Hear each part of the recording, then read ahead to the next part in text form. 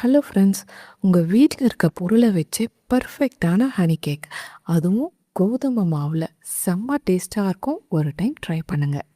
First liquid ஐட்டம்ஸ்லாம் கலந்துடலாம். 1/4 cup plus 2 tablespoon தயிர், 1/2 teaspoon vanilla essence, 1/4 cup plus 2 tablespoon சர்க்கரை, 2 table spoon refined oil சேர்த்துருக்கேன்.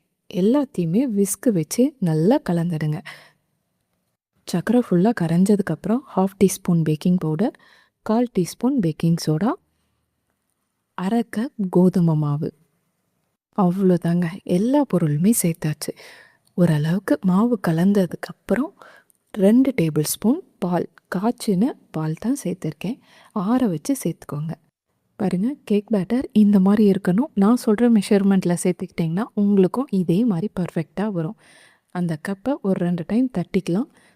இந்த மாதிரி ஒரு வடை சட்டி எடுத்துக்கோங்க. 5 நிமிஷம் நல்லா சூடுபடுத்திட்டு அதுக்கப்புறமா கேக் பேட்டர் உள்ளே வைங்க.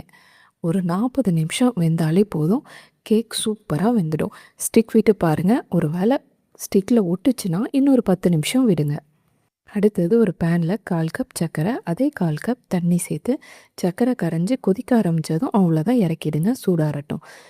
கேக் மேலே இருக்க ஒரு லேயர் மட்டும் கட் பண்ணிவிடுங்க. மேலே இருக்க லேயர் கட் பண்ணிங்கன்னா தான் சுகர் சிரப் மேலே ஊற்றும் போது உள்ள வரைக்கும் இறங்கும்.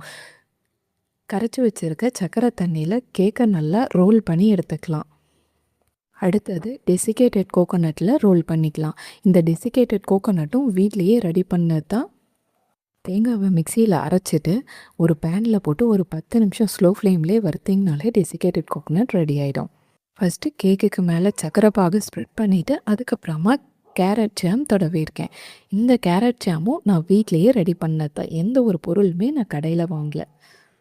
பாருங்கள், ஹோம்மேட் ஹனி கேக் சூப்பராக ரெடி ஆகிடுச்சு. இதே மாதிரி நீங்களும் ட்ரை பண்ணிவிட்டு சொல்லுங்கள்.